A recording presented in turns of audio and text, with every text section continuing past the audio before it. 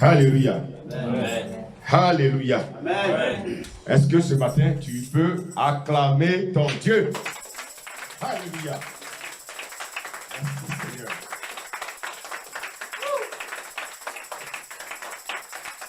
Acclame encore ton Dieu, mon ami. Acclame encore ton Dieu.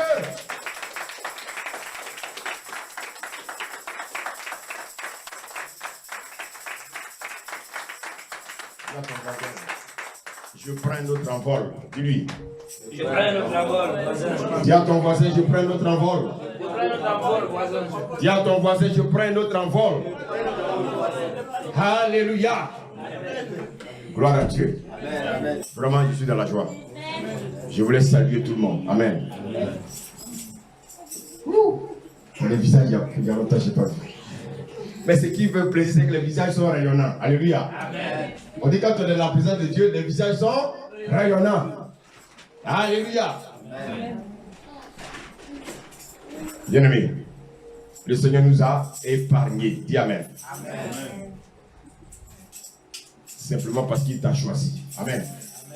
Vous savez, lorsque Dieu nous choisit, tant qu'on ne finit pas sa mission, alléluia, la mort ne peut pas nous apporter. Amen. Amen. Alléluia. Amen. Rappelez-vous de Jonas.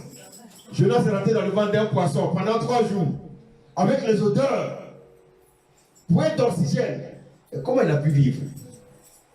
Vous savez pourquoi? Parce qu'il détenait, bien aimé, une révélation de Dieu qu'il devait apporter au monde. Alléluia. Amen. Quand Dieu te donne son message, tant que tu ne prêches pas ce message, la mort ne peut pas t'emporter. J'ai dit la mort ne peut pas t'emporter. L'ennemi va t'attaquer, mais il ne peut pas te vaincre. Amen. Alléluia. Amen. Que le Seigneur fortifie chacun ce matin. Alléluia. Amen. Je voulais que ce matin nous partageons ensemble quelque chose que le Seigneur a mis à mon cœur. Je voulais demander à chacun. Chacun va donner quand même une définition de ce qu'il pense. Alléluia. C'est quoi le zèle? Dans le micro, on va passer. Amen. C'est quoi? Quand je dis que celui-là est le zèle, c'est quoi le zèle? Le zèle. Z-E-L-E. C'est quoi le zèle? C'est comme un engouement. C'est comme un engouement. C'est quoi le zèle? Le zèle, c'est qu'on est avoir envie de faire quelque chose avec le cœur. Quand on a envie de faire quelque chose avec le cœur. Victor? C'est la ferveur, l'enthousiasme. De faire quelque chose avec ferveur, avec force. Avec... Faire quelque chose avec ferveur, avec enthousiasme. Alléluia. C'est vente Loïs. Le zèle, c'est quelque chose avec conviction. Quelque chose avec conviction. Alléluia. Gloire à Dieu. Marc, c'est quoi le zèle? Une motivation. C'est une motivation. Alléluia. Maintenant, je vais vous poser une question. Est-ce qu'il y a une nuance ou bien une différence entre le zèle et la passion?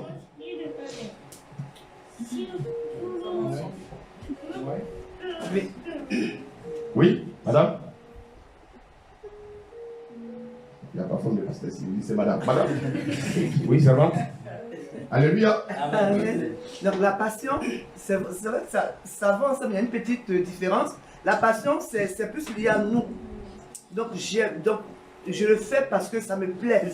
Ok. Voilà, et le zèle, c'est, je le fais bien, mais ça me plaît, mais je le fais pour honorer à celui pour qui je fais en fait. Alléluia. Amen. Quelqu'un, merci. Quelqu'un peut me donner aussi sa pensée. Amen. La pensée que Dieu met dans son cœur. La passion. Quand quelqu'un dit, je suis passionné de la pêche. Je suis passionné du dessin. Alléluia. Qu'est-ce que ça peut signifier? La passion, c'est aimer la chose. Un amour folle. Un amour fou.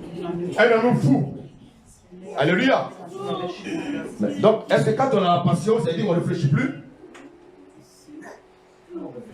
On réfléchit. Ok. Maintenant, est-ce que le zèle et la passion vont ensemble? Ce matin, on va réfléchir ensemble. Alléluia. Amen. Alléluia. Il y a un qui a un sentiment. C'est lequel? La passion. La passion. Le zèle.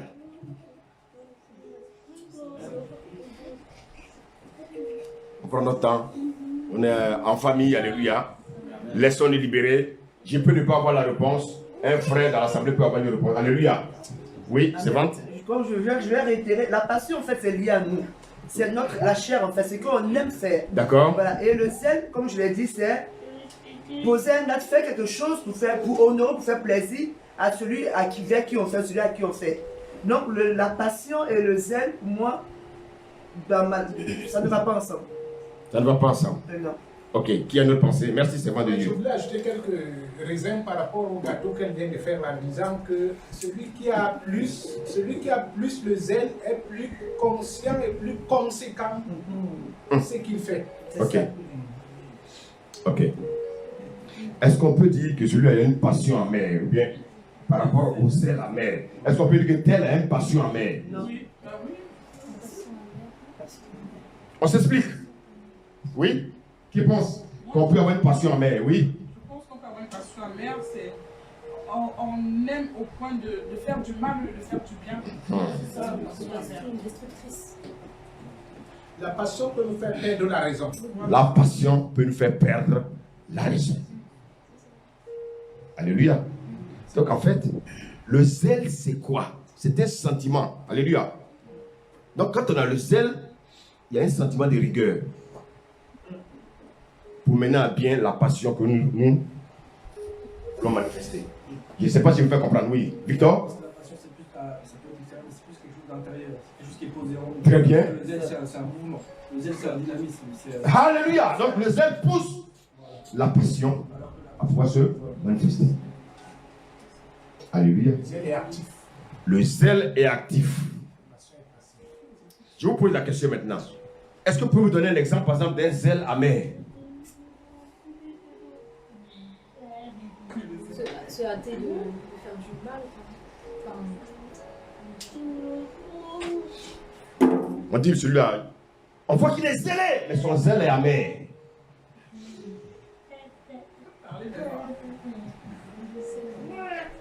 Donc le zèle qui manifeste ne va pas forcément dans la volonté de Dieu. Ça blesse en fait. Son zèle blesse. Ça blesse les autres, ça va contre la volonté de Dieu. Donc parce qu'à partir du moment où on sait le Seigneur et que les autres sont blessés ou frustrés, ou surtout les nouvelles âmes, le zèle devient amer parce qu'on ne mène pas le zèle dans le bon sens. Alléluia. Écoutez, je donne un exemple. Nous accueillons un invité. Amen. Il ne connaît pas le Seigneur. Alléluia. Et puis à peine il rentre. Il dit non, ici on s'assoit. On ne s'assoit pas ici, Viens, assois là. Toi. C'est toi. Il ne connaît pas le Seigneur. C'est la première fois qu'il voit. C'est vrai, tu es zélé, tu veux tellement faire bien. Mais tu n'as pas mesuré le mal que ça peut faire à l'autre. Donc vous voyez que le zèle, amen, c'est de ça qu'on peut faire. Croyant qu'on fait bien. Alléluia.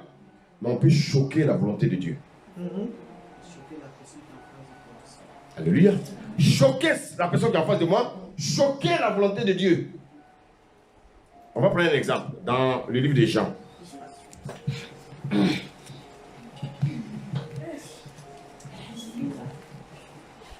Jean 18. Oh, mais je suis content de vous voir. Alléluia. Alléluia. Ouais, moi j'avais dit qu'on allait se voir la semaine prochaine, mais il y en a qui ont forcé. Il y en a qui ont dit, ils ont du zèle. Je dis non, apôtre, nous, dimanche là, si tu ne viens pas, nous on est là-bas. Waouh! Ça, c'est fort. Dites amen. Amen. Gloire à Dieu. Alors, on va lire Jean 18. On va lire à partir du verset 8. Du verset 8 au verset 11. Amen. Donnez le micro à Ezra, s'il vous plaît.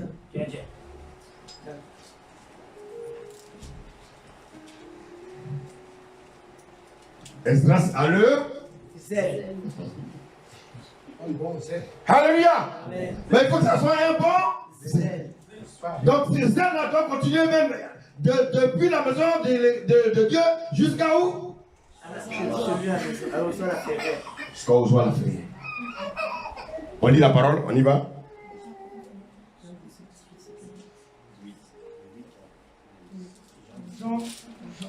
Jean 18. Jean 18, verset 8. Lis la parole de l'Éternel. Jésus répondit, je vous ai dit que c'est moi. Si donc c'est moi que vous cherchez, laissez aller ceci. Il dit cela afin que s'accomplisse la parole qu'il avait dite, que je n'ai perdu aucun de ceux que tu m'as donné. Simon Pierre, qui avait une épée, la tira, frappa le serviteur du souverain sacrificateur et lui coupa l'oreille droite. Le serviteur s'appelait Malchus. Verset 11. Jésus dit à Pierre, remets ton épée dans le fourreau, ne boirai-je pas la coupe que le Père m'a donnée à vous. Alléluia. Comment on appelle ce zèle-là? Zèle, amen. Alléluia. Amen. Bon, il veut protéger qui? Jésus, il veut protéger Dieu. Il veut protéger Dieu. De l'autre côté, il détruit. Mais de l'autre côté, qu'est-ce qu'il fait? Il fait quoi? Il fait du mal. En fait, il n'a pas compris que Jésus est venu pour mourir. Alléluia. Amen. C'est un zèle. Il aime son maître. Il ne veut pas qu'on touche à son maître. Alléluia. Il va réagir. Regardez la réaction de Jésus. Avant de vous penser pas que Pierre a été un peu froid. Ça a dû le casser. Ça l'a cassé dans son élan. Dans son élan, il s'est dit, mais maître, comment? Moi, je ne veux pas que tu meurs. Alléluia. Pierre, pardon, lui, a fait ses calculs. Il dit, bah, nous, on a tout laissé. Et puis, on va te tuer. On va manger quoi? Alléluia. Alléluia. Donc, bien aimé, c'est vrai, on peut manifester un zèle. Mais souvent, ce zèle-là, Dieu ne veut pas ce type de zèle. Alléluia. Alléluia. Amen. Alléluia. Amen. Donc, vous voyez que le zèle qui est positif, alléluia, c'est lequel? C'est celui qui va dans la volonté de Dieu. Ça a plus la moi de plaire à Dieu.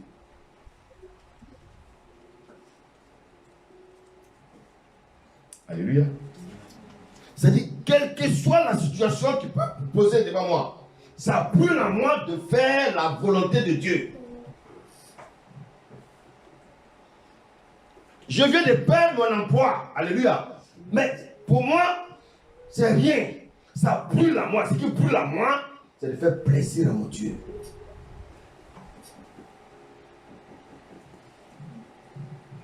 Alléluia. Amen. Alléluia. Amen. Alléluia. Amen. Est-ce que le zèle est naturel? Est-ce que vous pensez que le zèle est naturel? Non. Non. C'est surnaturel. Donc, qui nous pousse à avoir du zèle? Et là, qui avait poussé Pierre? Sa chair. Sa chair. Et chaque fois que la chair nous pousse à faire du zèle, c'est pour détruire. Oh, est-ce que on me suit ce matin? Est-ce que ce matin on me suit? Amen. Alléluia. Bien aimé, nous allons encore prendre le livre des Galates.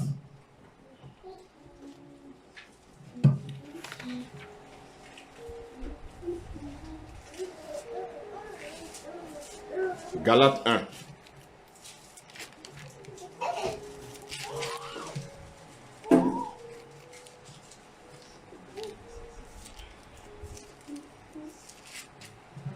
Galates 1, du verset 13 au verset 14.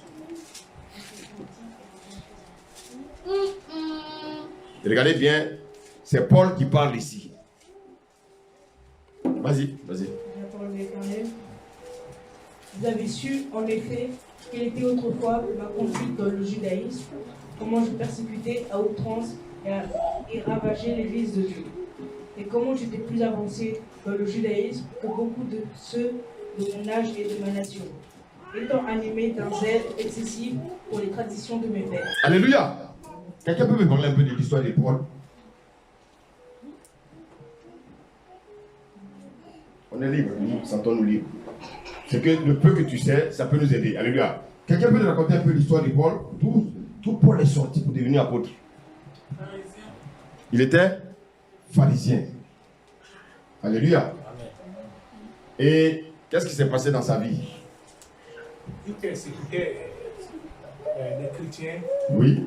Notamment, il a contribué à la lapidation d'Étienne. Ce qui fait qu'un jour, pendant qu'il allait sur la route de Damas, il allait poursuivre les chrétiens. C'est sur la route de Damas que Jésus lui apparaîtra et lui dira pourquoi me persécutes-tu.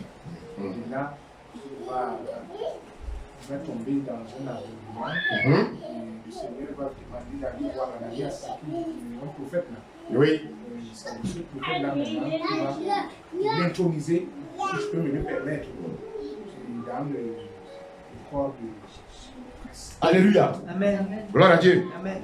Bien aimé, vous voyez? Donc Paul était quelqu'un qui croyait dans la vérité. Il était tellement convaincu, bien aimé, de sa religion, le judaïsme, qu'il croyait que tous ceux qui étaient autour là étaient dans le faux. Vous pensez que ça existe encore aujourd'hui? Vous avez la parole. Donnez-moi des exemples. Toutes les religions. Toutes les religions aujourd'hui combattent qui? Christ. Combattent Christ. Donc, en combattant Christ, ils combattent qui? Combattent les chrétiens.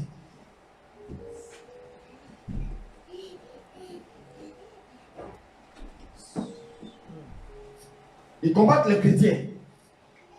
Et Paul, bien aimé, dans un zèle amer, aveugle, il tuait tous ceux qui disaient le nom de Jésus.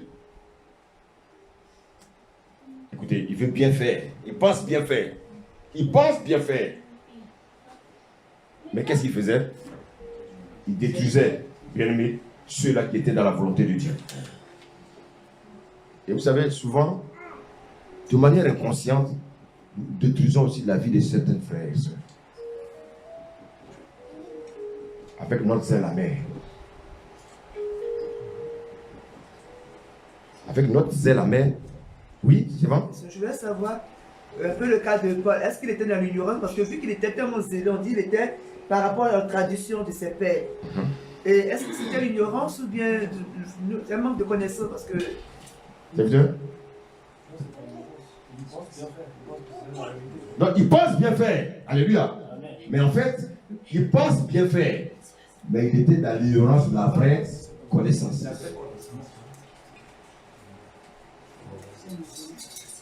Alléluia. Alléluia. Amen. Regardez nos parents. Prenons même l'exemple de nos parents. Ils sont dans souvent même dans des religions, ils sont souvent dans des sectes. Amen. Et quand on vient leur parler de Jésus, vous voyez leur réaction? Est-ce que vous comprenez? Vous voyez un peu leur réaction? C'est-à-dire que c'est comme, écoutez bien, hein, quand ils rentrent dans leur chambre, ils vont devant leurs idoles pour dire, vraiment, faites tout pour sauver mon fils là. Il est perdu. Nous aussi, quand on fléchit chez nous, on dit quoi? Seigneur, touche mon père, touche ma mère, parce qu'ils vont à la dérive. Mais pendant que nous, on accélère les prières, eux aussi, ils font quoi? Ils accélèrent les prières. Qui va arriver au but? Puissance contre puissance. Donc, c'est la main contre bon zèle.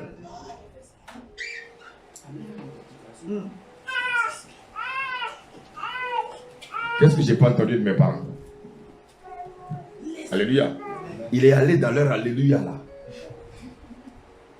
Il est allé dans leur alléluia là. Alors que nous ici, nous on est catholiques.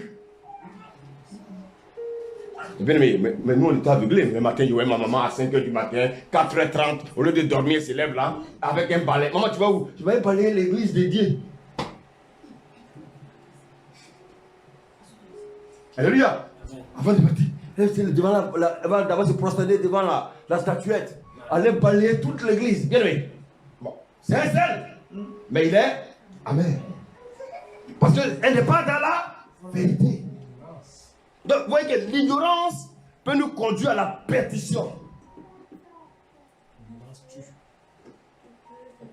Alléluia. Et quand elle revient à la maison, elle a encore une statuette dans sa chambre.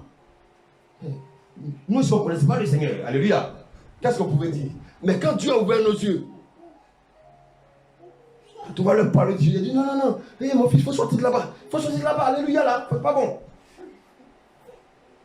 Je ne sais pas si chez les gâteaux ils disent alléluia, je ne sais pas. Mais moi, on me dit de ne pas dire alléluia. Alléluia. Donc, voici Paul. Paul, né de fils parisien.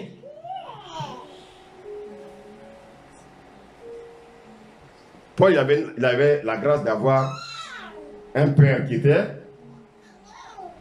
le lecteur de la Bible. Il y a un père qui était, sa mère était juive. Alléluia. Et son père était... Ouais. Parce que le Seigneur l'a préparé pour aller à Rome. Alléluia.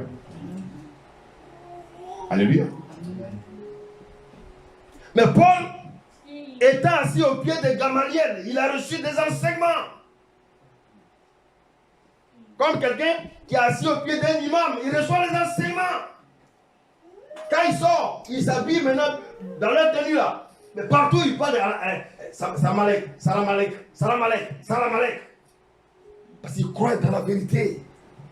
Nous aussi, quand on connaît Jésus, on sonne. Ah, frère, vraiment, je t'invite, je veux te parler de Jésus. Oh, tu peux. Je me rappelle quelqu'un à Tours, et ma femme. On allait à l'évangélisation.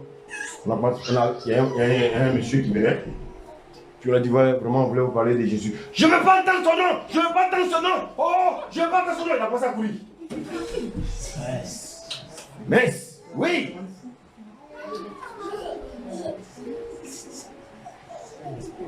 Mais, chrétien, alléluia.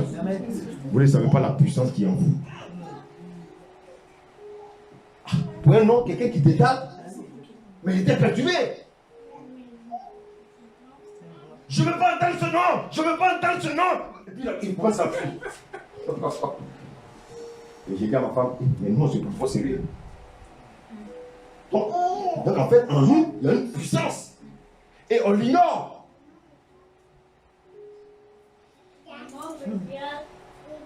Mais ces mêmes personnes, quand les témoins de Jéhovah vont chez eux, ils ouvrent la porte.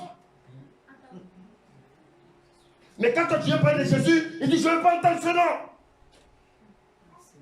Frère, en toi il y a la puissance. Dis à ton voisin, il y a la puissance en toi. Oh! Waouh! Il y a la puissance en toi. Mais est-ce que nous utilisons à bon escient cette puissance qui est en nous? Souvent même, on n'a même pas confiance qu'il a en nous. Devant des situations, on tremble. Devant des situations, on semble être bloqué. Alléluia. Ce matin, je disais à le frère Simeon qui a été convoqué à la préfecture, il me dit, bon, non, il faut qu'on te ramène en Italie. Alléluia. Amen. Non, on va te ramener en Italie. La prochaine fois qu'on va t'appeler après tes bagages, parce qu'il se peut que tu prennes on te conduise en Italie. Je vais poser la question ce matin. Qui veut qu'il parte en Italie? C'est trop, j'ai pas bien entendu. Hein?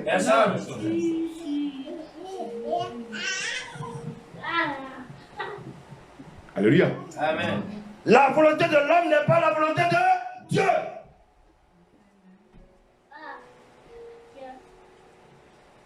Quand tu peux dire, Seigneur, augmente ma foi. Le vendredi, je ne sais pas si vous vous rappelez, le Seigneur avait donné un message pour qui?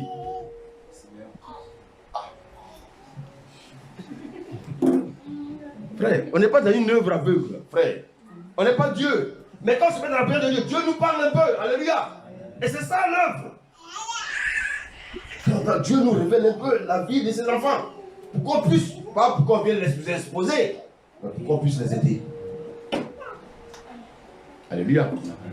Moi, je ne crois même pas à ce que tu m'as dit. Alléluia. Est-ce qu'on peut attacher quelqu'un pour le mettre dans un avion? Alléluia. Vous savez, notre Dieu, c'est un Dieu qui nous met dans les épreuves.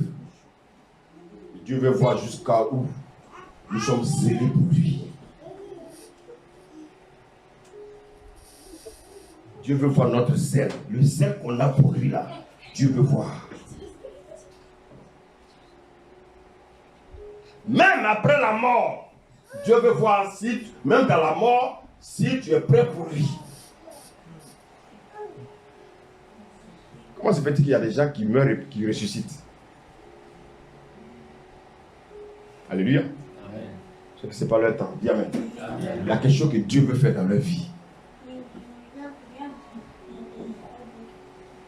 C'est vrai. C'est souvent des soucis. Mais je peux vous dire que bien aimé, rien n'est impossible à notre Dieu. Rien n'est impossible à notre Dieu.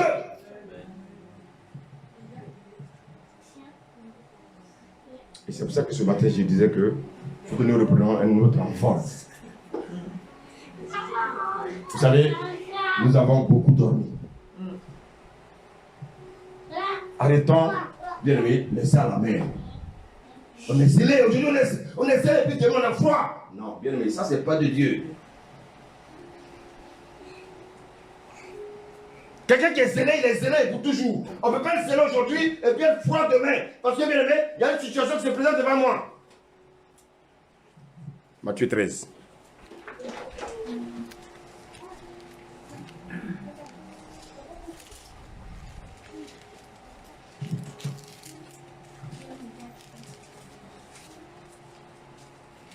Matthieu 13.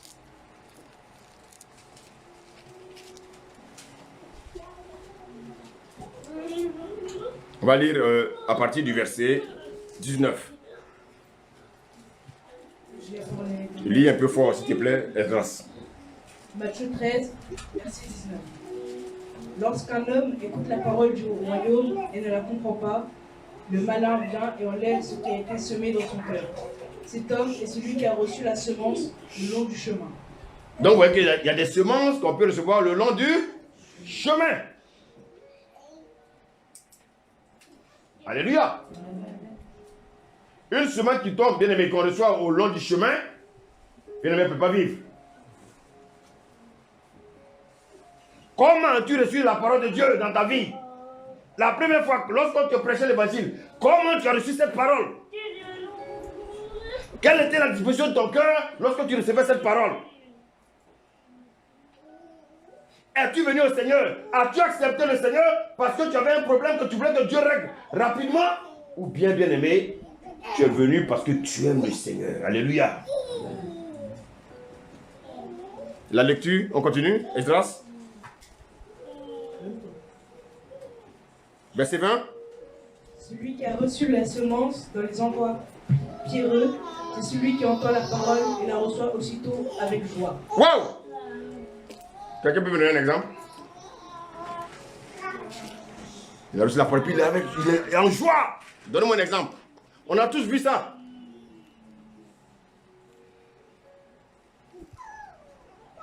Alléluia. Vous n'avez jamais évangélisé quelqu'un, après avoir reçu la parole, il est en joie, et puis après il disparaît? De manière émotive, la personne est... Voilà. Ça, c'est les émotifs. Les gens qui vont à tout vendre des doctrines, là. Lui, il est émotif. Il suffit qu'il écoute un pasteur, bien aimé, qui prêche, et puis bon, mais les chaises volent. Non, ça c'est un bon pasteur. J'ai vu que les chaises ont volé. Alléluia. Esdras, on continue. Mais il n'a pas de racine en lui-même. Il n'a pas de racine. La racine, c'est quoi? On dit qu'il n'a pas de racine en lui. C'est quoi la racine? Il n'a pas de fondement. Il n'a pas de base.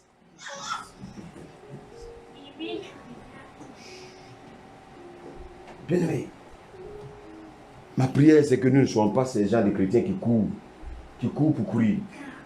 Il faut avoir un fondement. Alléluia. Il faut avoir une base. Il ne faut pas être ébranlé pour si peu. Alléluia. On continue la lecture.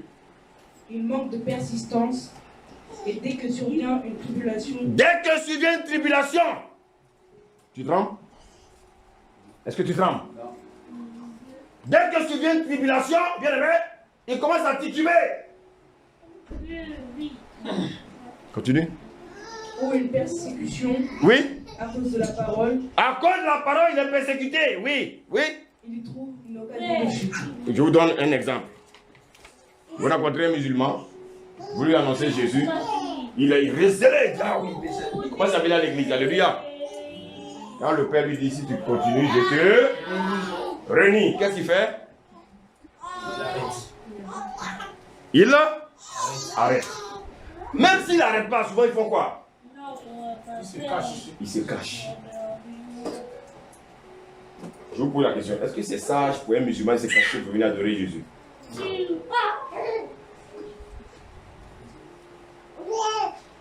Mais c'est ce qu'on constate, non? Donc, vous voyez, c'est-à-dire qu'on veut faire plaisir à qui? Aux parents. Et puis on veut faire plaisir à qui? À Dieu. C'est-à-dire, on n'est pas prêt à mettre toute notre confiance en Dieu. Mais ce musulman-là, il peut être un problème qui surgit dans nos vies. On met notre confiance au problème, on ne met pas notre confiance à Dieu. On s'est dit que le Seigneur ne peut pas régler nos problèmes, c'est trop dur. Je vous pose la question, qu'est-ce qui peut être dur pour Dieu sur cette terre? Mais souvent, regardez-nous, devant les situations. On dit qu'on prie, hein. C'est ce que je disais vendredi. On dit on prie, mais nos yeux sont fixés où? Sur quoi? Pendant qu'on a été prié pour un sujet, nos yeux sont fixés où? Sur nos problèmes. Dieu ne peut pas écouter.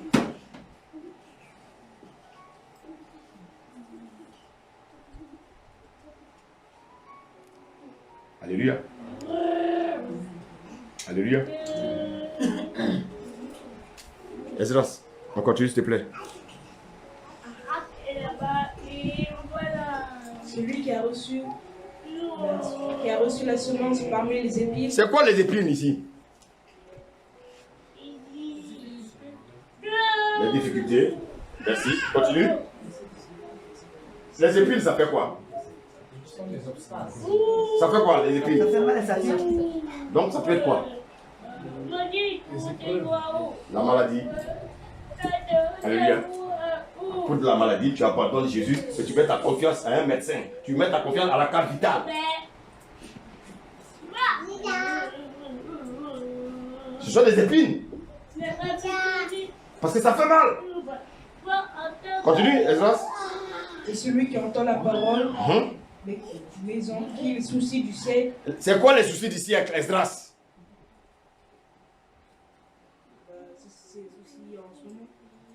Les soucis en ce moment, moi je ne sais pas. C'est quoi par exemple? Manque d'argent. Tu manques d'argent? Le bois. Qui manque d'argent ici? Dis-moi, montre-moi quelqu'un qui manque d'argent. D'accord. C'est vrai, dans les soucis dans les soucis de ce monde, de ce siècle, il peut avoir le manque. Il faut dire la vérité. Tous les gens qui vont dans les RR, allez le fouiller. Même pas un centime, c'est chaud. Tu peux même rentrer dans toute une maison. Tu vas fouiller. Tu vas peut-être trouver 10 centimes. Il n'y a pas. Donc, la personne n'a pas l'argent. Toi, tu viens lui parler de Jésus. Écoutez, moi ce matin, c'est à cette épreuve-là que Dieu nous met.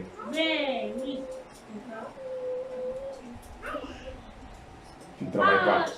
Si Dieu te dit, adore-moi. Pendant ce temps, madame te regarde. Donc, les bébés n'ont pas quoi manger. Mais tu dis non, adorons Jésus. Oh, est-ce que je parle à les enfants ce matin? Alléluia. Tu ne travailles pas. Ça chauffe. Les enfants ont faim. Le Seigneur te dit, adore-moi.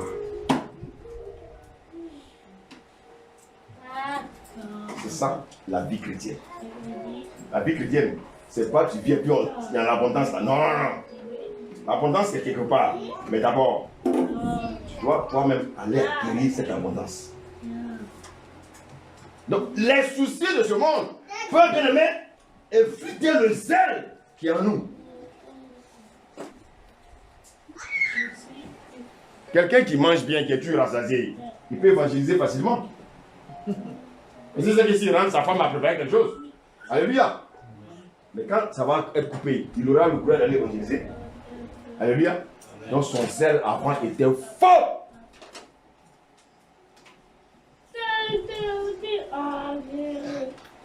Nous avons tous des zèles amers.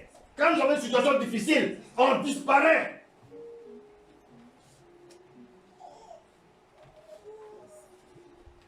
Alléluia. Alléluia. Amen. Nous avons tous des ailes amères. Nous avons tous des ailes amères.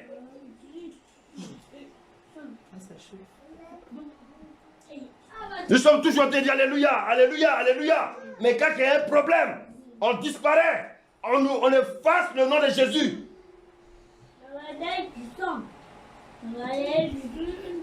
Alléluia. Romains 12, verset 11.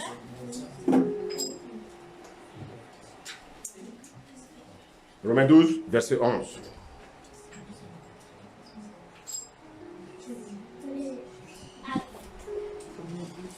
Romains 12, verset 11.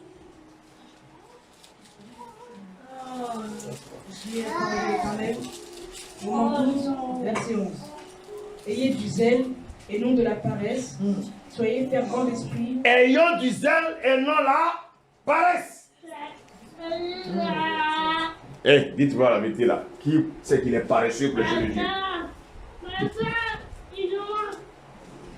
Qui c'est qu'il est paresseux pour le jeu de Dieu? Bien, on ne peut pas avoir du zèle et peut-être paresseux pour les choses de Dieu. C'est un zèle amer.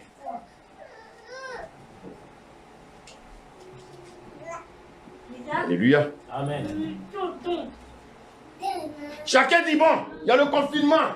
Donc, on ne parle plus de Jésus à quelqu'un. Mais bien, c'est dans le confinement qu'il faut parler de Jésus. C'est pour ça que, bien aimé, je disais tout à l'heure que c'est l'envol. Il faut qu'on change notre manière de penser, il faut qu'on change nos mentalités.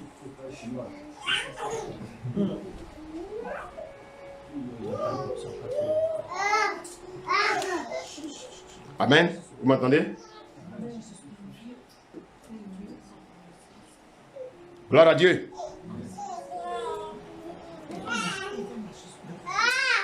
On va lire Tite 2, versets 11 à 14. Tite 2. Tite 2, versets 11 à 14.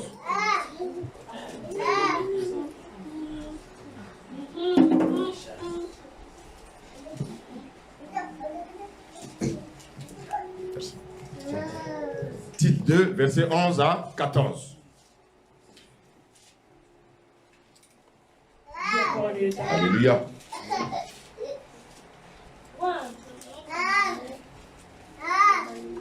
Tite 2, verset 11 À 14. Car la grâce de Dieu, source de salut pour tous les hommes, a été manifestée. Elle nous enseigne à renoncer l'impiété et aux convoitises mondaines et à vivre dans le siècle présent selon la sagesse, la justice et la piété. En attendant la bienheureuse espérance de la manifestation de la gloire du grand Dieu et de notre Sauveur Jésus-Christ, qui s'est donné lui-même pour nous, afin de nous racheter de toute iniquité et de se faire un peuple qui lui appartienne, purifié par lui et zélé pour les bonnes œuvres. Zélé pour les bonnes œuvres. Vous savez, en général, nous sommes zélés. Mais pour les mauvaises œuvres.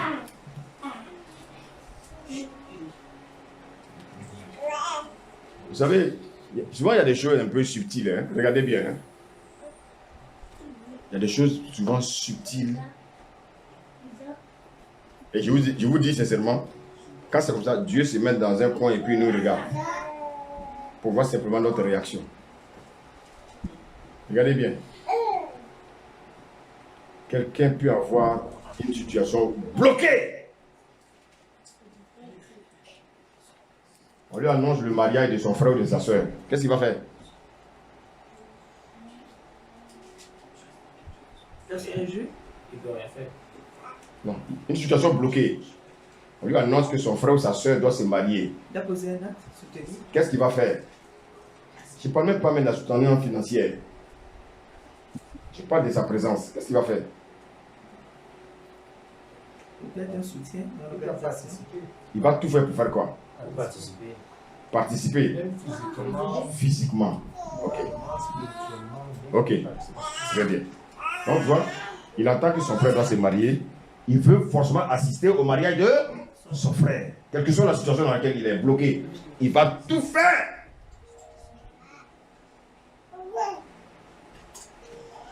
Alléluia. Amen. Mais pour venir dans la maison de Dieu, il va dire au revoir. Dimanche prochain.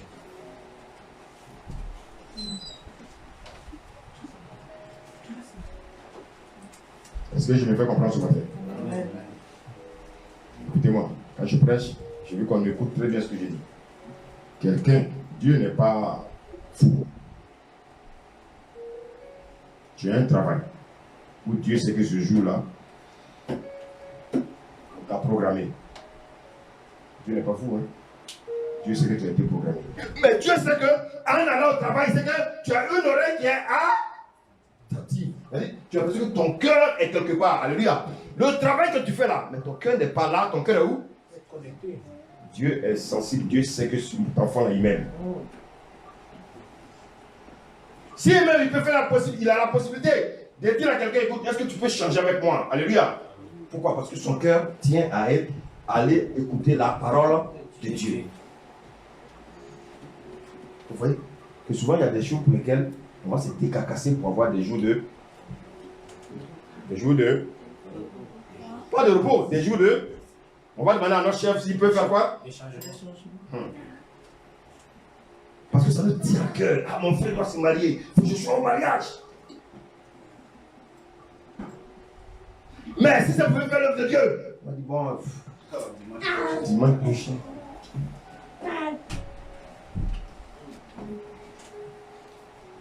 Vous voyez, c'est pas de ta faute, mais c'est subtil. Voilà comment le diable gagne du terrain dans nos cœurs. C'est là que Dieu aussi regarde notre scène. Est-ce qu'on est vraiment sérieux pour les choses de Dieu? Quand on est sérieux pour les choses de Dieu, bien aimé, c'est pas pareil pour quelqu'un qui n'est pas sérieux pour les choses de Dieu.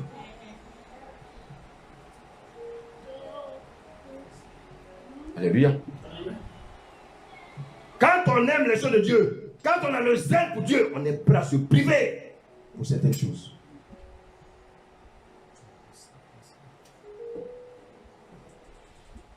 Vous savez, je vous ai dit que bientôt on va parler du livre d'Apocalypse. Quand Dieu m'a ouvert les yeux pour voir ceux bien-aimés qui vont rentrer, ceux qui vont monter là, ceux qui vont être enlevés là, ils ne sont pas nombreux.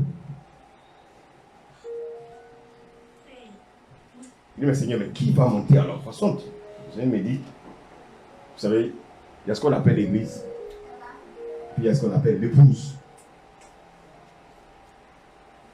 Tout le monde ici, c'est l'église. Mais parmi nous, il y a ceux qui constituent l'épouse. L'épouse là, le pasteur peut ne pas faire partie. Dis Amen.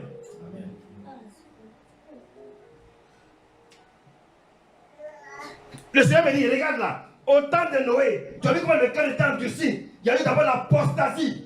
Il y aura cette apostasie là. Le cœur des chrétiens vont se refroidir. Les gens seront bien aimés, attachés à faire autre chose. Ils vont négliger mon œuvre. Ils vont me négliger moi, Dieu. Et c'est là que je viendrai. La Bible dit quoi? Il y aura le cri de minuit. Où les gens sont endormis. Les gens sont refroidis.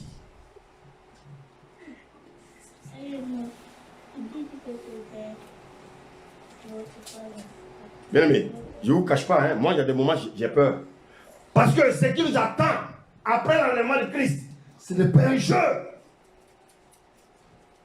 Quand Christ va être enlevé là, il n'y aura plus de salles où les gens vont venir prier Jésus, ça n'existera plus.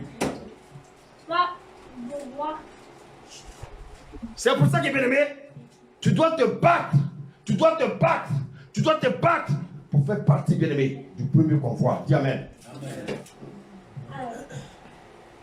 Si tes pieds ne veulent pas s'envoler, dis à tes pieds, vole. Qui ici a dit qu'il a fait un songe où ses pieds ne partaient pas là? C'est qui? C'est Simeon. Ah. Frère, vous savez, Dieu, il parle tantôt d'une manière de nous. C'est qu'il a montré à Simeon là, ça voulait dire quoi? Il allait rester. Il dit quoi? Frère, ce que Dieu a montré à Simeon là, ça peut être l'image que Dieu montre à cette assemblée. Quand il s'agit des choses de Dieu, quelle est la tâche à laquelle tu es attaché? Tu es attaché à faire quoi? Quand il est l'heure de l'enseignement, toi tu es attaché à faire quoi?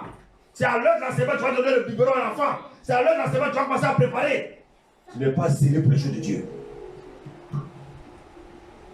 Vous voyez, non? On s'est dit que ouais, Dieu va comprendre. Non, frère, il y a un temps pour toutes choses. C'est à toi de programmer ton temps. Dieu ne va pas prendre quelqu'un pour zéler et prendre quelqu'un qui a un bon zèle. Il va laisser quelqu'un qui a un bon zèle, il va prendre quelqu'un qui a un zèle à la mer. Non. Quelqu'un se préoccupe de l'œuvre de Dieu et quelqu'un qui fait de temps en temps entre les deux qui va monter. Frère, les temps sont difficiles. Ce monde dans lequel nous sommes là, les gens sont en train de mettre des choses en disposition. Bientôt, frère. Quand les gens vont demander à tout le monde de se vacciner, c'est là que vous allez voir que l'antéchrist n'est pas loin. Si on dit dans les entreprises, faites vacciner tous les travailleurs. Si tu ne veux pas dire, ah, Dieu qui ne vaccine pas, bon, mais allez, à nous là. Vous savez ce que ça veut dire à nous là? Au revoir. Au revoir. Alors, toi tu vas dire quoi? Tu vas dire non, tu dois nourrir ta famille, tu dois nourrir tes enfants. Et Dieu te dit, ne fais pas le vaccin. Qu'est-ce que tu vas faire? Les chrétiens là, ils sont là, ils jouent. On est dans un temps où, bien aimé, chacun doit vraiment affirmer son identité.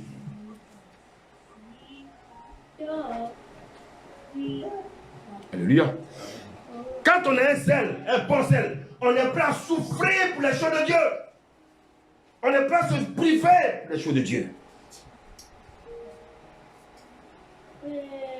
Est-ce que tu te prives pour les choses de Dieu? Est-ce que tu sens en toi que tu souffres pour les choses de Dieu? Je ne parle pas des souffrances que toi-même tu vas créer. Parce que souvent nous on se crée des souffrances inutiles.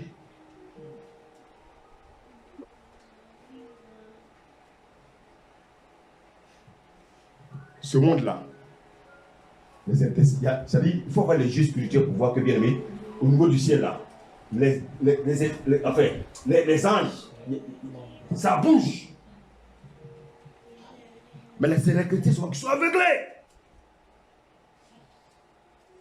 Quand vous voyez les présidents de la République se réunir et puis tu les vois, ils se tapent, ils sourient. Mais ils ont mis un système en marche. Ils disent ces hommes-là, nous allons les avoir. La Bible dit quoi?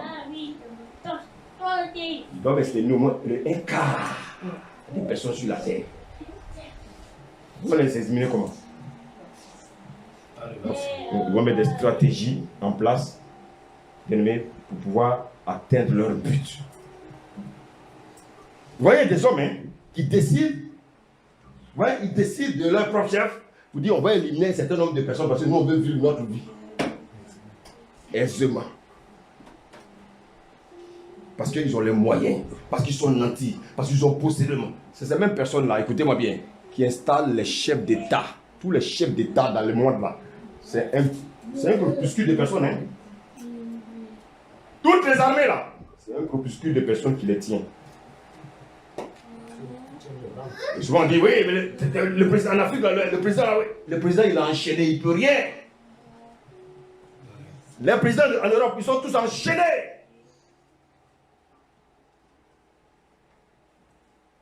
Quand les gilets jaunes ont marché, qu'est-ce que Macron a fait? Il n'a rien fait, il ne peut pas. C'est déjà scellé. Et c'est pour ça que bien nous, on doit ouvrir les yeux. Le Seigneur nous a fait son œuvre, on doit le faire avec zèle. On ne met pas nos problèmes devant Dieu. Bien aimé, mettons d'abord notre zèle. Dieu se charge de nos situations.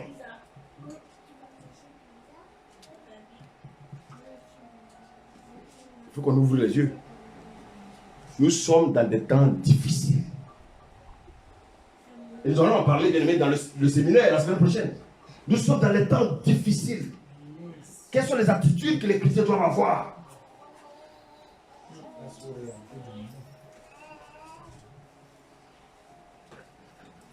Alléluia. Alléluia. Bien aimé, regardez bien autour de nous ce qui se passe. Alléluia. Regardez bien ce qui se passe autour de nous. Regardez, c'est comme si on nous a enfermés dans un ballon. Et puis on roule dans le ballon. Alléluia.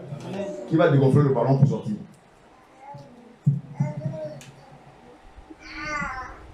C'est dans ce tourbillon là. Quand les trucs vont commencer, soyez bien attentifs. Quand vous allez commencer à entendre des mouvements, écoutez-moi bien, quand vous allez commencer à entendre des mouvements, on pense à trop parler d'Israël, on pense à parler trop d'Israël. Quand vous lisez la Bible, ne négligez pas Israël, frère. Toi, l'Église, tu ne peux pas exister sans Israël. Notre enlèvement, bien aimé, Israël est un signal fort pour le temps de l'enlèvement.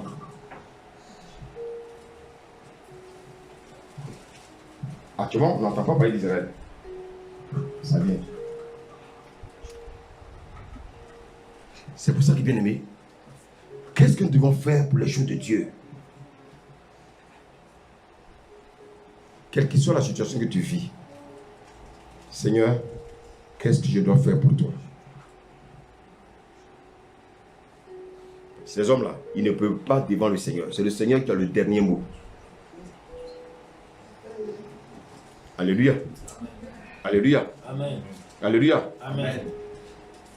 Quand on a le zèle pour le Seigneur, on est prêt, bien aimé, à dépenser sans compter. Quand on a le zèle pour le Seigneur, on est prêt à mourir pour le Seigneur. Regardez aujourd'hui, la dernière fois. Il y a un homme de Dieu qui m'a appelé, là, on parlait de... Aujourd'hui, ils ont commencé maintenant à envoyer les affiches. Plein d'affiches, là, les pasteurs. Voilà. Il y a un programme, des programmes. Le confinement, ils étaient où? Ils vont maintenant dépouiller le peuple. Tout ce qu'ils ont perdu là, ils vont les dépouiller avec des huiles, les ventes d'huile, les ventes des livres, les ventes.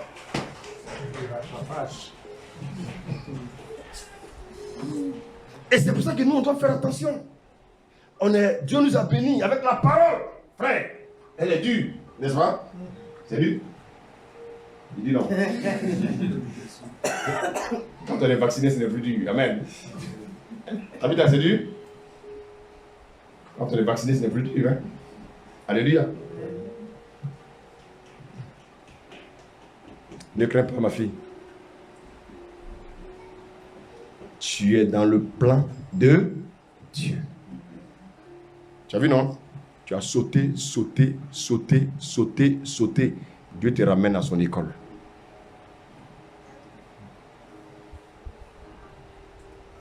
On ne saute pas avec Dieu.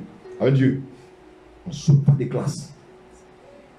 Avec Dieu, il n'y a pas d'ascenseur. Avec Dieu, c'est l'escalier. Avec Dieu, c'est des marches. C'est pour ça qu'on parle de la marche chrétienne. Alléluia.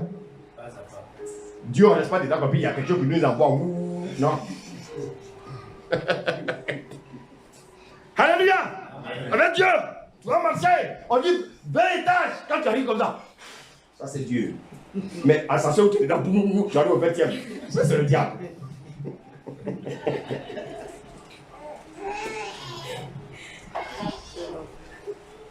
Frère, mais écoutez, je sais de quoi je parle. Ça fait depuis 2000, je suis converti, ça fait combien 20 ans. Donc, je ne connais pas Dieu, peut-être. Mais je sais un peu comment Dieu fonctionne. Dieu ne fonctionne pas comme les hommes. Dieu fonctionne comme Dieu. Le Seigneur, il va te dire d'aller à pied de chez toi, de l'église à chez toi. Ça, c'est Dieu.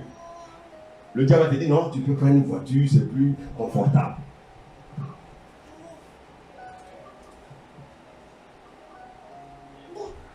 Quand on est zélé pour Dieu, on est prêt à mourir pour lui. Bien-aimé. Quand on dit le Skype, on donne l'heure. Il y en a qui se connectent à quelle heure? Ils sont préoccupés en chose. Ils ont un autre zèle. Vous n'avez pas le zèle de Dieu. C'est l'heure de l'enseignement. Frère, je prie tout ce que j'ai à faire. Je dois me concentrer sur Dieu. C'est en cela que Dieu aura un œil favorable sur ma situation.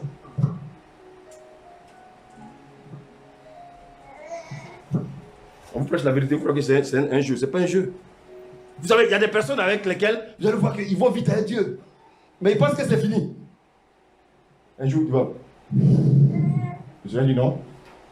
Tu as sauté le 3e étage, tu as dû arriver au 5e. Voilà, descendre. Il y a quelque chose que je ne t'ai pas encore enseigné. Tu as lu trop vite.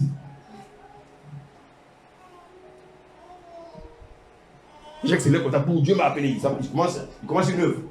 Quand les flèches viennent là, on l'hospitalise, il dit non. C'est maintenant il va aller s'apprêter. Frère, les flèches, quand on prêche, les flèches viennent. Mais comme lui il est derrière, il a l'onction qui est derrière, il nous protège. Sinon moi je ris.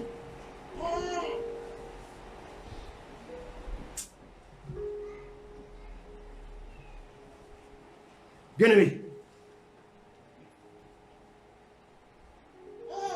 une personne qui est zélée, c'est une personne qui est consacrée à un seul but. Et quel est ce but? C'est une seule chose, c'est de plaire à Dieu. Alléluia. Amen. Aujourd'hui, je ne vais pas trop nous retenir. On va prendre un dernier exemple. Je ne sais pas si cette montre-là à l'heure, mais vraiment. Non, je passe pas. Je passe pas. Tu as failli me tromper. Moi, je voulais encore prêcher alors que je vois que ce n'est pas à l'heure. On va prendre un dernier exemple. Aujourd'hui, on ne va pas trop tarder. Alléluia. C'est pour vous mettre en jambe. Alléluia. Pour dimanche prochain. Amen. Dimanche prochain, il pourra porter, bien aimé, des... Qu'est-ce que je peux dire? Très bien. Je vais vous fortifier un peu pour que vous mettez Dieu en premier lieu dans tout ce que vous faites. Alléluia.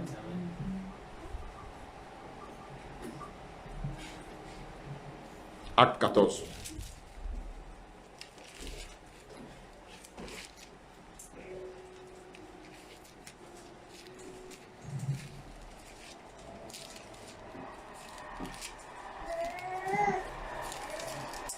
Acte 14.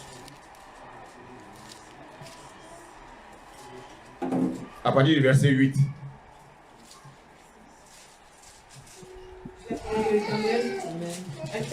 Acte 14, verset 8.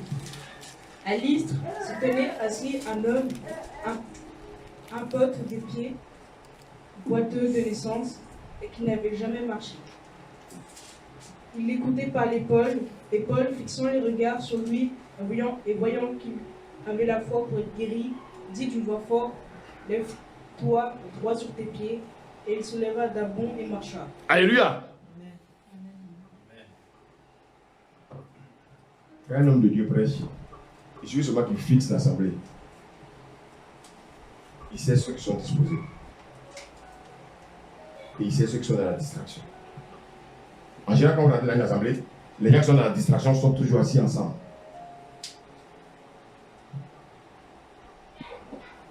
Les gens qui sont concentrés sont toujours ensemble. Je ne parle pas seulement de cette assemblée. Dans toute l'assemblée, vous allez fréquenter. Les gens qui aiment critiquer, ça c'est toujours ensemble.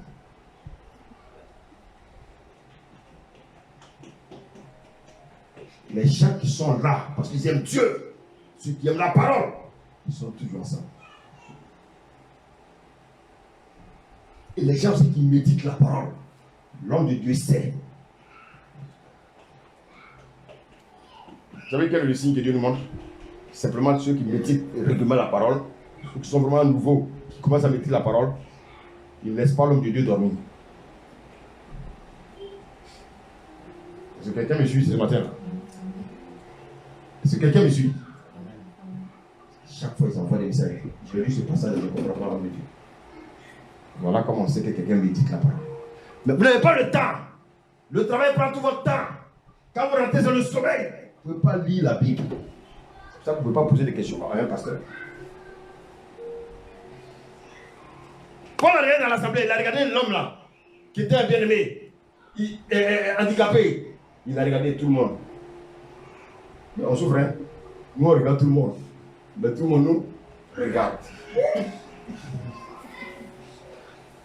Tout le monde a les yeux fixés sur toi. Toi, tu as les yeux fixés sur tout le monde. Regardez les pensées de chacun. Alléluia. Mais Paul a regardé. Il a dit, ce homme-là, il a la foi pour guérir. Il recevra sa guérison. La foi. La foi. Ça ne ment pas.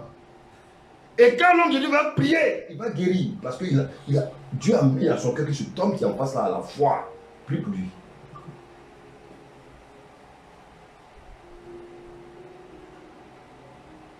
Il y a des endroits, quand l'homme de Dieu prêche, il n'arrive jamais là-bas. Les gens où ça critique, l'homme de Dieu n'arrive jamais là-bas. Ils n'ont pas besoin de Dieu. Ça existe dans toutes les assemblées. Regardez bien. On dit quoi? Le monde même dit quoi? C'est les oiseaux de... qui font quoi? Parce que les moineaux peuvent être ensemble avec les corbeaux. Si vous voyez les moineaux et les corbeaux ensemble, appelez-moi, je vais voir. Je n'ai jamais vu. Les gens qui aiment l'œuvre de Dieu, ils sont toujours copains. Vous n'avez pas vu que même en classe, qui est mon copain? Quand on est à l'école, qui étaient vos copains? Celui qui fait comme moi. Si je fume la drogue, je vais chercher quelqu'un qui fume la drogue. Celui qui ne fume pas la drogue peut pas être mon ami. Maintenant, si j'aime travailler en classe, qui sera mon ami? Celui qui a bossé. C'est pour ça que bien aimé, c'est comme ça qu'on attire les affinités.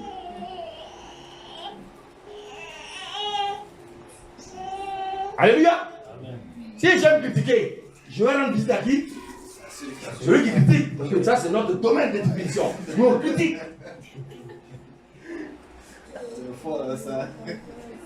Il a l'onction de ça. On s'assoit comme ça. Bon, on va lui on va pas lui faire qui? On va pas lui faire Victor Ruby. Bon, Marcel. Bon, on va prier quand même un peu le Seigneur. Hein? Non, Seigneur, pardonne-nous pour tout ce qu'on a dit. Tout ce qu'on a dit. Tout ce qui n'est pas bon dans nos bouches qui est sorti. Je vais poser la question. Dieu écoute ça.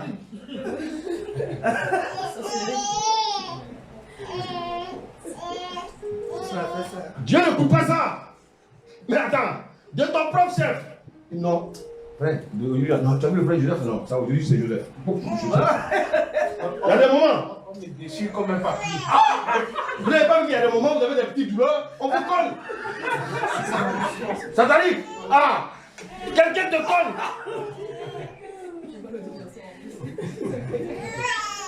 Alléluia. À peine là tu es tranquille et moi tu vois ça va mal à la dent. Arrêtez vos piqûres là. Oh.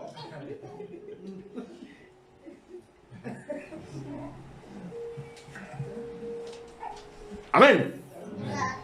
Aidons-nous, bien-aimés, à grandir. Alléluia. Il y a un frère qui fait le bénédiction, tu dis, ça ne faut pas faire. Tu vois, ça va casser quelque chose en lui. Mais c'est parce que vous écoutez que les gens continuent. Il y a un gars, un monsieur, quand je venais d'être converti, en plein culte comme ça, le pasteur a prêché, puis à un moment il a lu le pasteur dit oui, parce que le pasteur parlait un peu tout. Il a appelé le micro, il a dit, je vais appeler le frère Simplice. L'assemblée est étonnée. Le frère Simplice vient, il dit bon, le frère Simplice, tu es venu chez moi, tu as parlé du frère Rigobert, je veux que tu me dises ce que tu as dit. Parce que moi, je ne vais pas dans les commérages.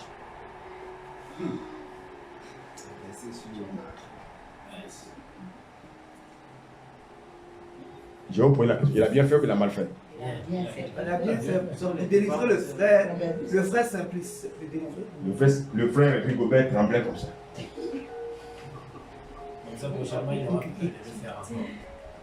Le pasteur a dit bon, Rigobert, est-ce que tu veux dire ce que tu as dit? Parce qu'au moins tu vas guérir beaucoup de personnes ici.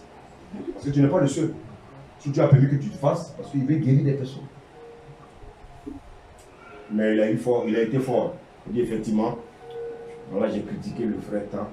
Voilà ce qu'on a dit, voilà ce qu'on a dit, voilà ce qu'on a dit.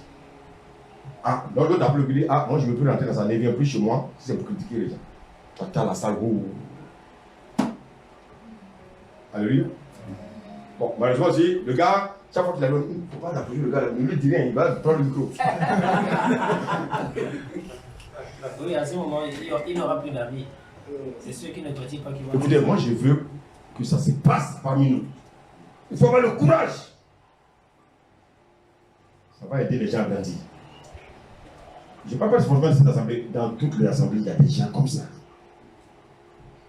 Paul a dit, pourquoi ces murmures, pourquoi ces disputes, pourquoi ces jalousies? Il ne peut pas avoir des jalousies sans critique. Alléluia. Continue la lecture.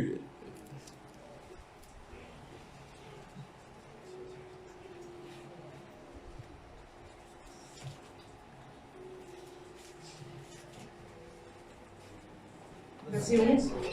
Oui. À la vue de ce que Paul avait fait, la foule éleva la voix et dit en langue lycaonienne, les dieux sous une forme humaine sont descendus vers nous. Ils appelaient Barnabas Jupiter et Paul Mercure. Oui. Comment des serviteurs de Dieu vous les donnez des surnoms de vos dieux. De vos dieux. Les hommes sont comme ça. Hein? J'adore le culte à l'homme. Le culte à l'homme. Continue. Parce que c'était lui qui portait la parole. Oui, continue. Le prêtre de Jupiter, dont le temple était à l'entrée de la ville, amena des taureaux avec des bandelettes vers les portes et voulait de même que la foule offrir un sacrifice. Les apôtres Barnabas et Paul, ayant appris cela, déchirèrent leurs vêtements et se précipitèrent au milieu de la foule, en s'écriant: Ô hommes, pourquoi agissez-vous de la sorte? Nous aussi, nous sommes des hommes de la même nature que vous, et vous apportant une bonne nouvelle. Nous vous exhortons à renoncer à ces choses vaines pour vous tourner vers le Dieu vivant qui a fait le ciel, la terre, la mer et tout ce qui est ici. Continue. Verset 16. Ce Dieu, dans les âges passés, a laissé toutes les nations suivre leur propre voie, quoiqu'il n'ait cessé de rendre témoignage de ce qu'il est, en faisant du bien, en vous dispensant du ciel les pluies et les saisons fertiles, en vous donnant la nourriture avec abondance et en remplissant vos cœurs de joie. Continue. À peine purent-ils, par ces paroles, empêcher la foule de leur offrir un sacrifice. Alors survinrent d'Antioche et d'Icône des Juifs qui gagnèrent la foule. Voilà des gens. Voilà un homme de Dieu qui prêche la parole. Dieu se manifeste. Il y a des Juifs qui sont jaloux. Ils vont s'opposer à Paul. Ils vont monter. Le peuple contre Paul. Lis la suite.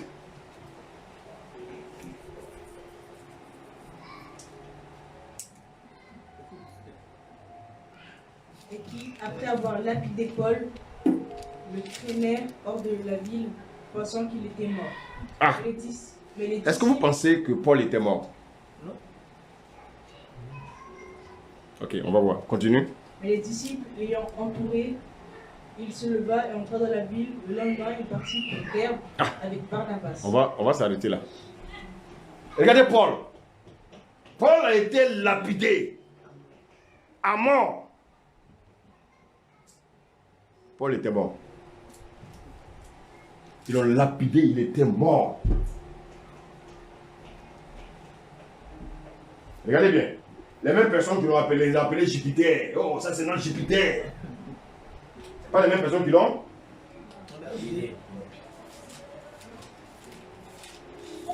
Ne cherchons pas à avoir l'approbation des hommes. Prêchons la parole. Alléluia. Ceux qui aiment la parole resteront. Ceux qui aiment les hommes, ils ne peuvent pas rester.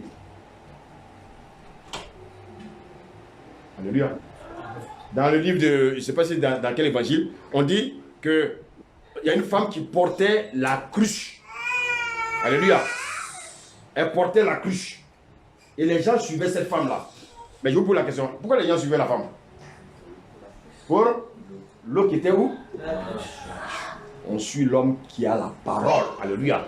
On ne suit pas l'homme pour l'homme, on suit l'homme qui prêche la parole. Et la Bible nous dit ici, mais c'est quand même étonnant, mais Paul il est bizarre. On dit après, verset 19, après suivait d'Antioche et d'Icône des Juifs qui gagnaient la foule. Ils ont gagné la foule.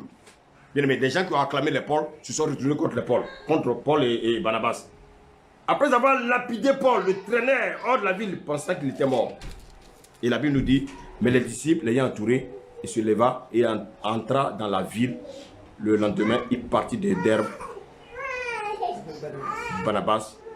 Quand ils eurent évangélisé cette ville, je vais vous poser une question. Si quelqu'un parmi vous est hospitalisé, il sort de l'hôpital aujourd'hui, il sort de l'hôpital hier samedi, il va venir à l'église? Il va dire, bon, je vais me prendre un temps de convalescence. Paul, il a été ressuscité le lendemain. Il rentre au champ de bataille. Il rentre au champ de bataille. C'est ça que Dieu nous demande.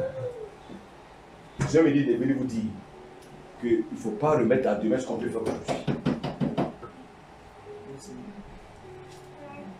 Paul était mort, les gens ont prié, Dieu l'a ressuscité. Le lendemain, il a pris son bâton de pèlerin. Il allait évangéliser. Vous là, si vous avez une convalescence, vous allez faire quoi? Maintenant Dieu comprend, Dieu même sait que j'ai mal à mon côté droit. Le médecin a dit qu'on se repose. Le médecin a dit de me reposer. Vous voyez, non?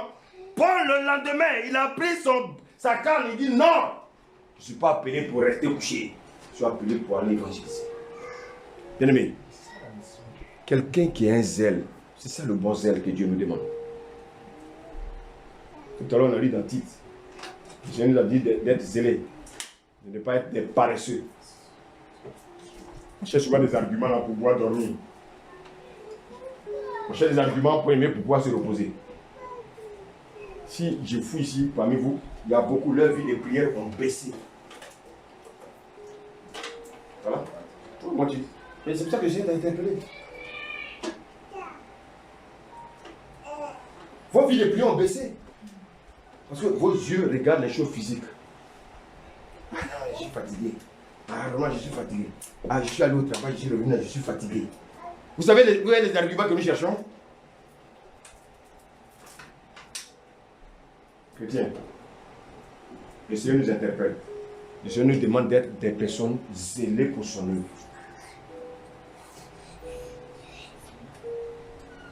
Le Seigneur nous demande d'être des personnes zélées pour son œuvre. Alléluia. Alléluia. Amen. Le Seigneur veut que nous soyons des personnes zélées pour son œuvre. Paul, on va lire 1 Corinthiens 12. 2 Corinthiens 12.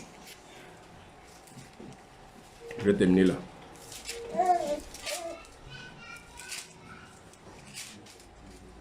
« 2 Corinthiens 12, à partir du verset 1 à 2.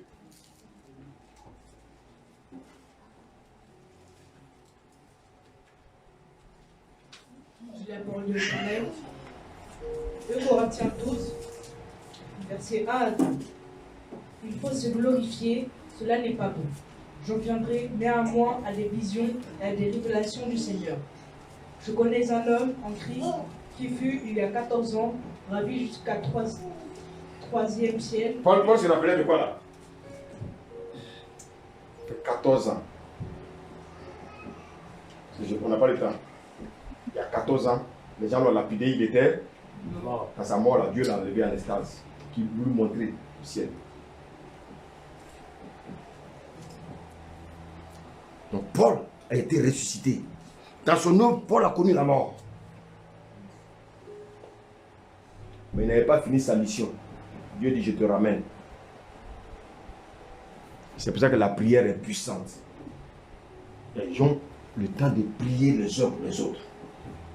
Ne prions pas seulement pour nous, prions pour ceux qui sont affaiblis.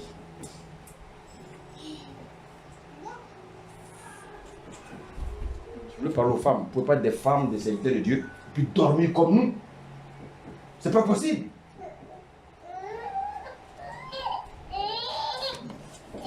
Vous devez prier 2 fois plus que nous. Parce que Dieu ne vous a pas donné cette tâche-là de venir prêcher. Donc, bien aimé, vous devez concentrer la prière. La Bible dit Anne, un jeûne et prière. Anne n'a jamais prêché dans le temple. Non. Mais monsieur dort, madame dort, ça rentre. Bien aimés, soyons zélés pour les choses de Dieu. Il faut que nous changions de mentalité. Paul, il est mort, il a été ressuscité. Le lendemain, la Bible dit que Paul a pris son bâton de pèlerin. Il allait évangéliser. Voici le zèle que Dieu nous demande. Le zèle pour faire des bonnes œuvres. Vous croyez que Dieu a vu? Vous croyez que Dieu n'est pas sensible aux actes que nous posons? Vous croyez que Dieu n'est pas sensible à ceux-là, bien-aimés, qui évangélisent? Vous savez, souvent on croit que c'est les gens qui ont eu des grandes assemblées propres qui seront à côté de Jésus. Ceux qui seront à côté de Jésus, c'est ceux qui ont évangélisé dans les coins difficiles. Ceux qui ont connu des tribulations.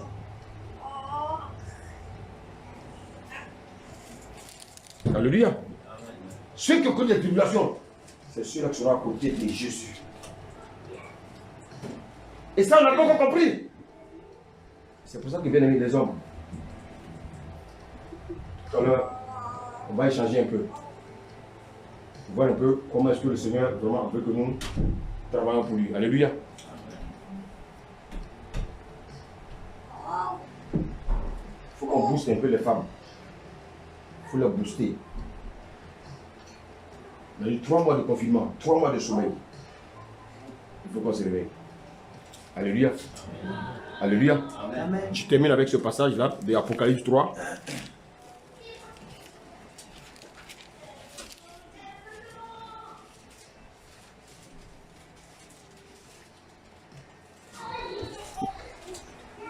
Apocalypse 3, verset 19 dit: moi, je reprends et je châtie tous ceux que j'aime. Aie donc du zèle et répands-toi. Le Seigneur veut que nous ayons du zèle. Alléluia. Pour son œuvre. Il nous aime. Dieu n'a oublié personne. Mais bien aimé, Dieu s'occupera de toi lorsque tu feras son œuvre. Lorsque tu vas évangéliser. Lorsque tu vas évangéliser. Bien aimé, je parle de l'évangélisation. C'est le moment. Les gens aujourd'hui sont sensibles à la voix de Dieu. Dieu a disposé le cœur. Beaucoup ont eu peur de la mort. C'est maintenant, bien aimé, il faut battre le fer pendant qu'il est chaud, comme le disent le monde. Alléluia. Que le Seigneur nous bénisse. Amen. Amen. Est-ce qu'on peut se lever? On va prier. Alléluia.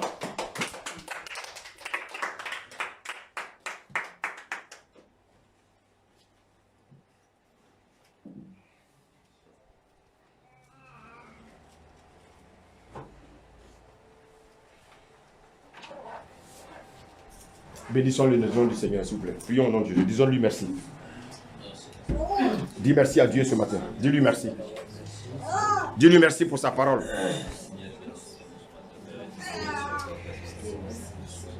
Dis-lui merci ce matin pour ta parole. Dis-lui merci.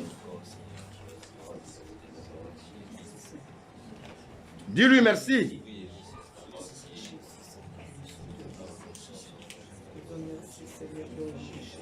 Dis-lui merci, dis-lui merci.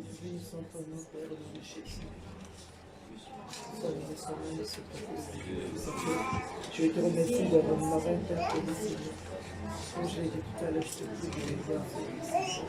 Je sois Seigneur. Dis merci au Seigneur. Merci, Seigneur. Cette nourriture spirituelle que tu m'as donnée, Seigneur. Au nom de Jésus. Dis merci au Seigneur. Dis-lui merci. Tu dis Seigneur, merci pour ta parole. Je te suis infiniment reconnaissant au nom de Jésus. Dis merci au Seigneur.